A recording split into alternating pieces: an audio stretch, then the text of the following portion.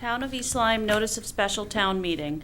Notice is hereby given of a special town meeting of the Town of East Lyme to be held on Wednesday, October 17, 2018, at 7 p.m. at the East Lyme Town Hall Upper Meeting Room for the following purposes.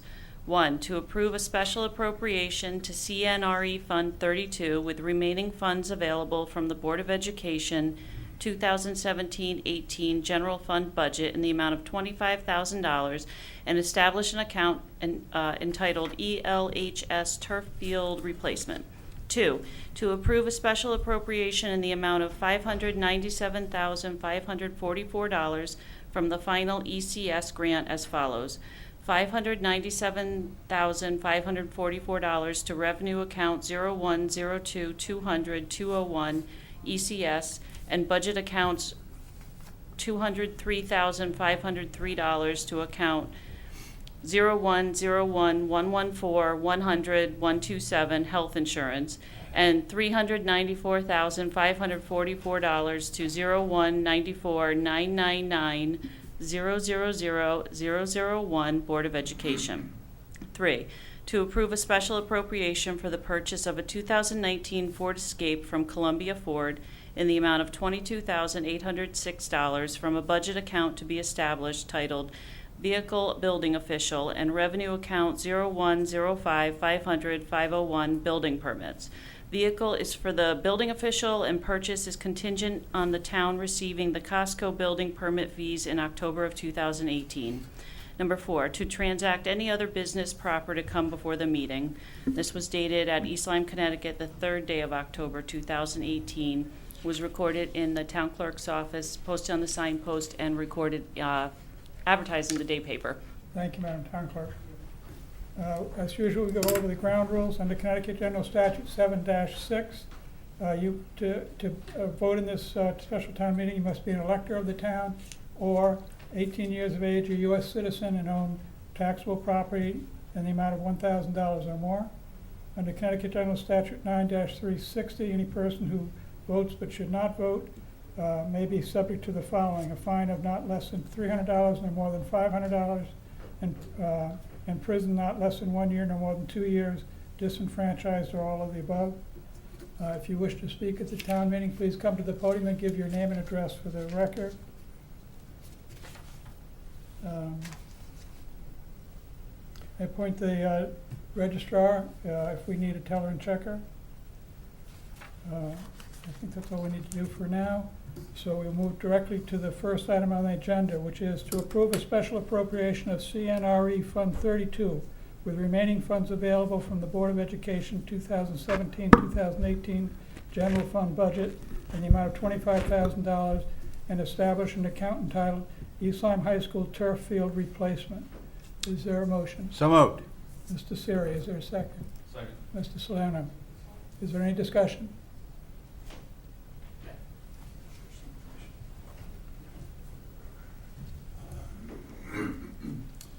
Thank you, Mr. Moderator. Jeff Newton, Superintendent, resident, 53 Upper Crossing. The turf field has been in place for a number of years now. We have about 8 to 10 years that is left on this field before we have to look at a possible replacement. When the field was put in originally, the town Board of Finance, Board of Selectmen, I believe, were told that we would be working, the Board of Education side, to raise funding towards that replacement. We are doing just that, starting with some of these dollars, $25,000, to be put away rather than spending end of the year money on other things. Our goal is to begin saving for some of that cost of replacement. Thank you, Mr. Newton. Would anyone else like to be heard? Mr. Rando.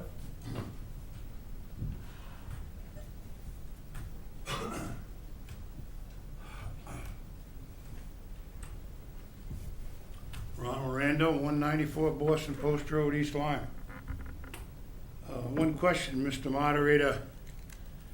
Before I get to say what I want, would you, through you to Mr. Newman, what's going to be the cost on this turf when we got to replace it? Mr. Newton, you want to answer that? I don't have an exact number, Mr. Randall. Mr. Newton, if you could come up here. Okay, thank you very much, sir. 8 to 10 years from now. I would estimate 700 to 800,000. Yeah. Okay, thank you. Now, let me just say a few things. When you were talking about this turf on the ball field, Mr. Siri came into my gun shop and talked to me about it. And this turf was going to be paid by donations. But that didn't work out, Mr. Siri. Taxpayers are going to have to pay it. Now you're asking us taxpayers to pay for it when it comes due to replace it. I think it's a disgrace. Sports, you want sports, then let the sports people pay for it. Pay as you go, pay as you play. Not put it on the back of the taxpayers. I'm sick and tired of listening to this government in this town saying one thing and saying another, and we just come out of a budget. We had a zero budget increase on the town side. Our first selectman said it wasn't a week, or 10 days later, 2 weeks, we come to find out we owe $1.5 million in our insurance account. We're in the red. So I recommend that if they want to put a new turf on that ball field, let us get some donations, or the sports pay for it, or the Board of Education pay for it, not the taxpayers. Thank you, Mr. Randall. Thank you. Would anyone else like to be heard? Mr. Schultz?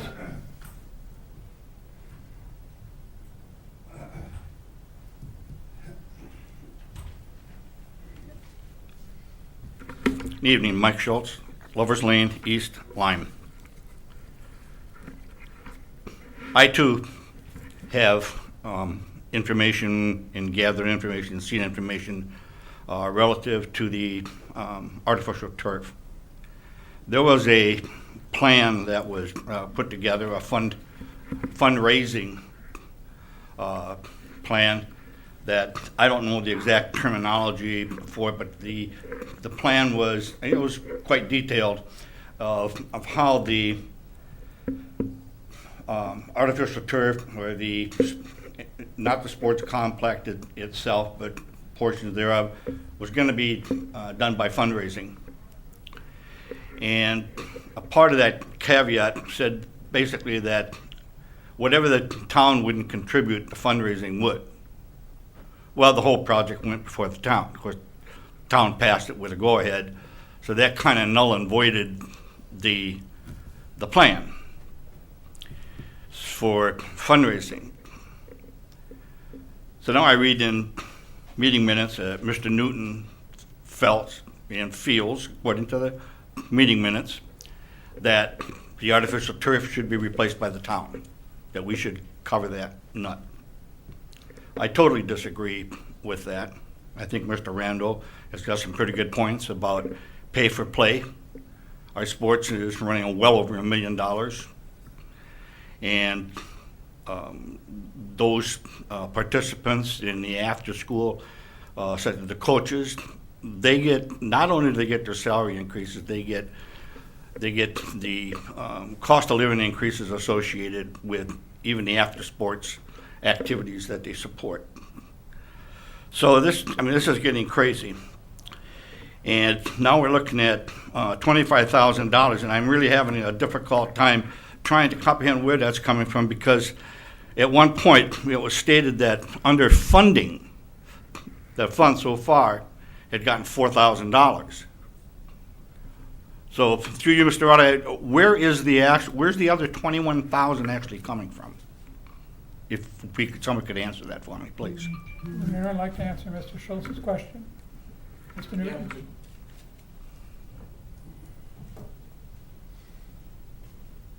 Mr. Schultz, last year, if you remember, the state, the governor did a holdback on quite a bit of money. We did a full budget freeze all of last year. We had to come up with over $500,000 to get back to the town. We held that freeze all year long, worrying that there were rumors of a further holdback or another holdback to come. Ended up being able to keep frozen funds, have a little bit extra money at the end of this past school year. Hence, that's where the $25,000 is coming from. There is another, I think you're referring to another $4,000 in a revenue account. We will send that forward as well. That was there for the turf field from fundraising that had occurred prior to my time in district. So that's where it came from. Okay? Okay, thank you. Yep. Then the other, I guess with that, that's helpful information. So it looks like then we're actually gonna end up with about $29,000 in that fund. Is that? Yes, correct. Is that fair to say? Now, the monies that we're talking about, the 21,000, is that money that would normally have gotten kicked back to the town at the end of the year as excess dollars from the Board of Education? No, at the end of the year, if you've got some funds left over, it's my understanding that those dollars are sent back to the town. Is those dollars a part of that, or is this something outside of that realm? Through you, Mr. Moderator. Yes, would anyone like to answer that question?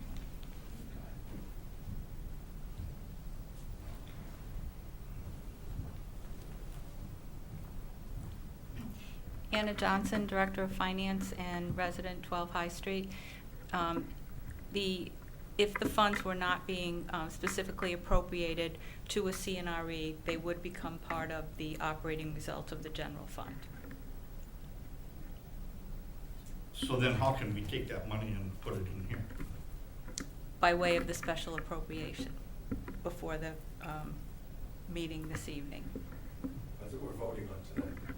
So you're gonna transfer that dollar left over from that account, okay. All right, thank you. Thank you, Ms. Johnson. Thank you, Mr. Schultz. Would anyone else like to be heard on this issue? Seeing no hands, we'll move the question. All those in favor of approving a special appropriation to CNRE Fund 32 with remaining funds available from the Board of Education 2017-2018 general fund budget and the amount of $25,000 and an establish an account entitled East Lyme High School Turf Field Replacement, please signify by saying aye. Aye. Those opposed by saying nay. No. The ayes have it, the resolution passes. The next item on the agenda is to approve a special appropriation in the amount of $597,544 from the final ECS grant as follows. $597,544 to revenue account 0102-200-201 ECS and budget account $233,503 to account 0101-114-100-127 health insurance and $394,544 to account 01-94-999-000-001 Board of Education. Do I hear a resolution? So moved. Mr. Siri. Second. Mr. Solano. Would anyone like to be heard? Okay. Mr. First Selectman. Yeah, Mrs. Johnson is here. I'm Mark Nickerson, First Selectman.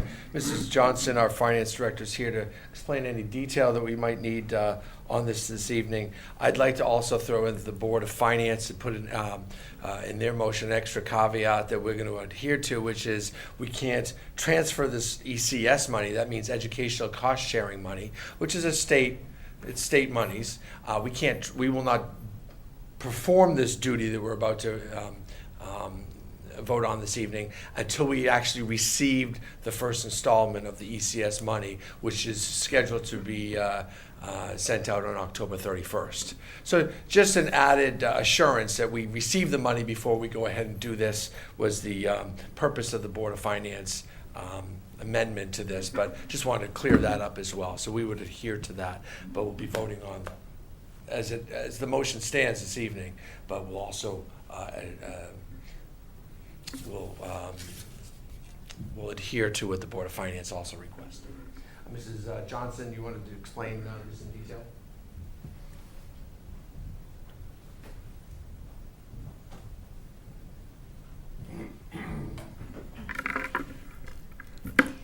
Subsequent to the end of the budget process, we did an additional analysis on our health insurance, and we look back over the last 12 months, and so we keep updating what they refer to as a rolling 12 months in claims.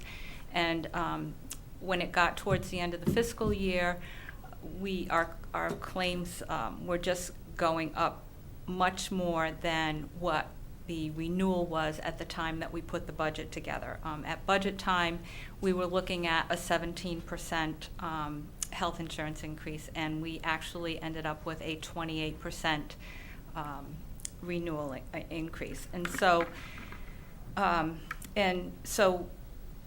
that increase the cost on that is shared by both the town, the Board of Education, and all of our employees that are in the plan. They're paying their share in accordance with their collective bargaining agreements, whatever the premium share is for them.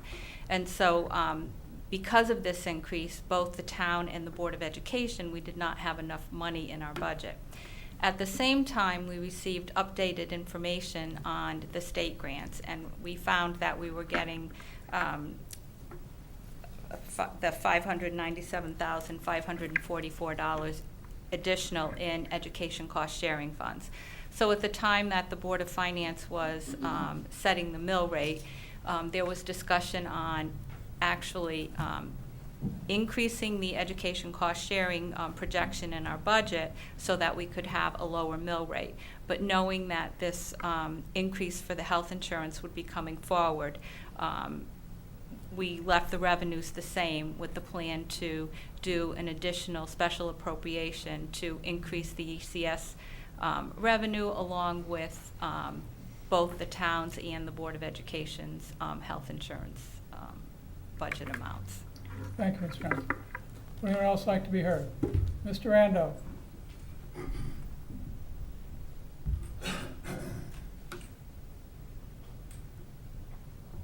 Mr. Rando, if your back gets any worse, you're going to have to start taking a seat up front. Yeah, well, I like to sit back there by myself. Thank you anyway. Now, I don't know too much about these account numbers, but I would like to ask somebody on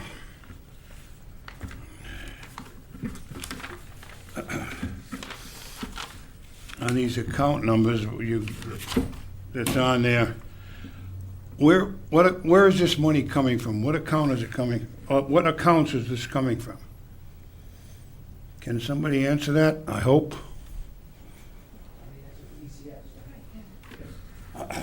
It's the educational cost sharing grant from the state of Connecticut.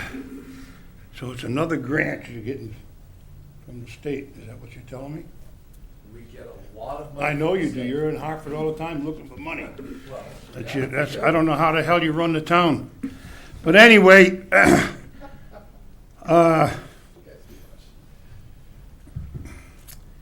this insurance is the taxpayers going to foot what's this? This 1.85 million, is that going to come out of the taxpayers too in the town of East Lyme? Is that a rhetorical question, or do you wish someone to answer?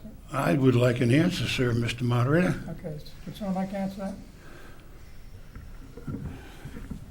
I don't want you to trip, I'll move it. Thank you. Very kind. Yes, an increase in health insurance is an increase of the cost of the state to the town. Now, the employees pay a portion, right? Some collective bargaining units pay 17% of the premium. Some pay 20% of the premium. I don't know if the teachers pay, but they pay a portion. I understand So we're getting that. that Why portion. should I have to pay for it? That's what I want to know. It's cost of doing business, sir. It is? Yep. Oh, yeah? It's a cost. Why don't you jack up with the... It's a cost. Well, I'm not going to get Okay, into a yeah, rhetorical. I'm answering Mr. your Rando- question. Mr. Rando, does that answer your question? If not, you there's, can continue we your need to account. provide health insurance for our employees. That's part of union negotiated contracts in the state of Connecticut. Well, I know that. I was on a union contract negotiating with Suburban for 25 years. I know how it works, sir.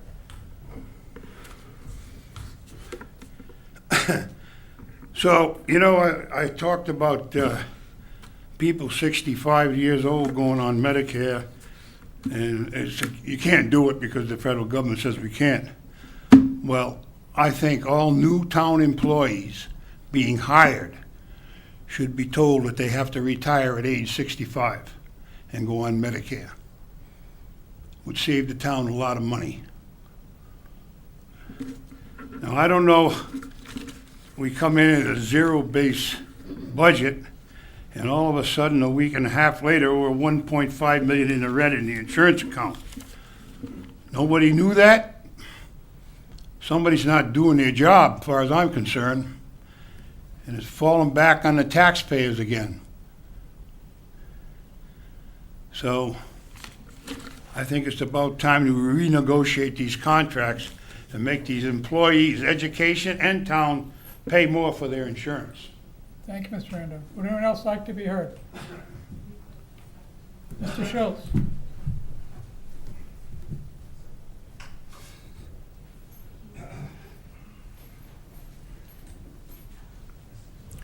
Mike Schultz, Lovers Lane, East Lyme. The health insurance issue here is significant for the town, and whether you're retired or not. We budgeted a certain amount of dollars for health insurance, and if I budgeted a certain amount of dollars for health insurance, I exceed that, I gotta pay it. I don't get to go next door to my neighbor and say, can you ante up some money for me? It just doesn't work that way. And I understand we're offering insurance to all of our employees, and that's a good thing. But I think that when we do exceed the amount of insurance or that we budgeted, that difference should be passed on to the aggregate of the people that are insured. And how you divvy that out, I don't know what that dollar amount would be. And I know that employees, and Mr. Nickerson, you've gone through and you're raising the quotas or the premiums for all of your employees, as is the school system. But unless these funds, unless it covers this, either this year or over time, to bridge this gap, it's not fair. It's not right. My drug insurance went up 51%. And that's 50, percentage-wise, when you look at percentages, it's not a lot of money. Because it's a percent, it means nothing. It may only be $10 a month. It may only be $20 a month. But compared to what it was, it went up 51%. Now, I think our employees are pretty well off. They're paid well. They do a good job. But doing your job and doing it well is an expectation. And we need to pass these expenses onto our employees through premium increases in some fashion, some way or form. And I know you got to go back through contracts to do this, but we need to do that. Thank you. Thank you, Mr. Schultz. Would anyone else like to be heard? Seeing no hands, we'll move the question.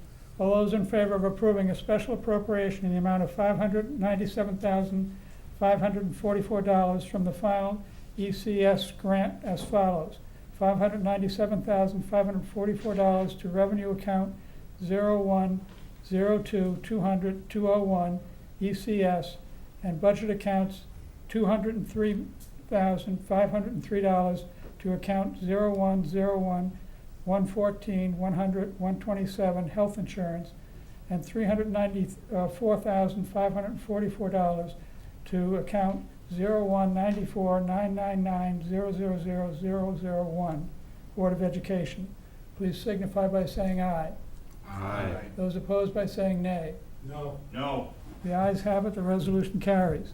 The next item on the agenda is to approve a special appropriation in the purchase of a 2019 Ford Escape from Columbia Ford in the amount of $22,806 from a budget account to be established titled Vehicle Building Official.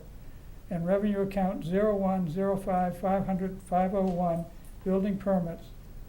Vehicle is for the building official, and the purchase is contingent on the towns receiving Costco's building permit fee in October of 2018. Do I hear a resolution? So moved. Mr. Siri, Mr. Salerno. Is there any discussion? Mr. First Selectman? I'll start it, yeah. And you want to tidy up the details? Mr. Begal will be up here to talk about the actual cost of repairing cars that are inoperable at this point, and our need to replace this car. I'll make mention that when we first proposed this was, at the beginning of the month, we hadn't received the building permit fees. We have received them from Costco. I was up at DOT with Costco and the developers today, talking about how the schedule of the construction, but the fees are in.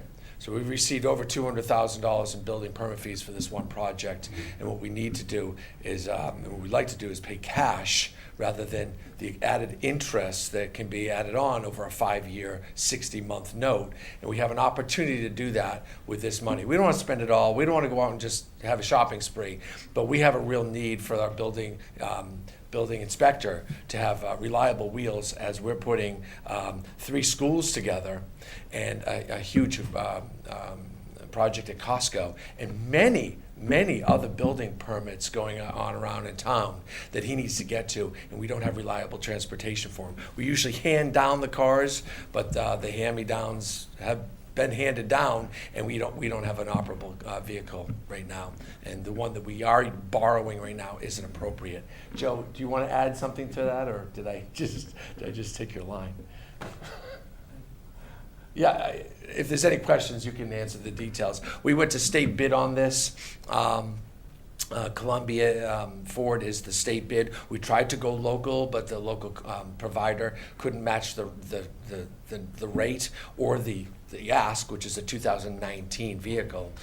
They didn't meet the qualifications of the bid, but we tried. But in the meantime, we got the best price for our taxpayers of the $22,000 figure. Thank you, Mr. First Selectman. Anyone else like to be heard? Yes, Mr. Randa.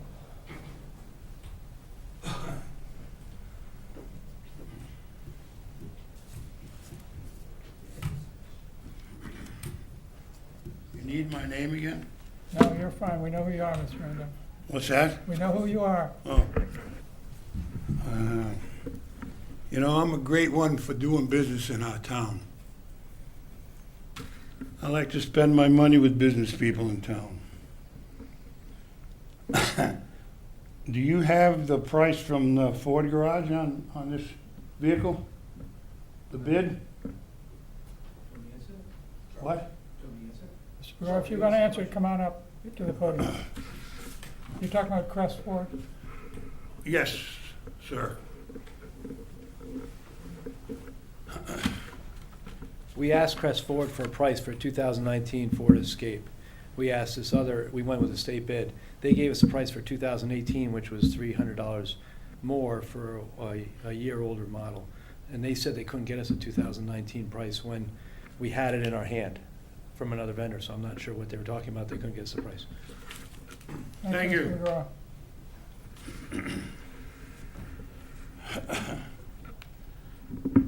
I remember a little times when Mr. Holyfield used to buy tires from up in North Franklin. And we had 2 tire businesses in town who pay a hell of a tax being business in this town.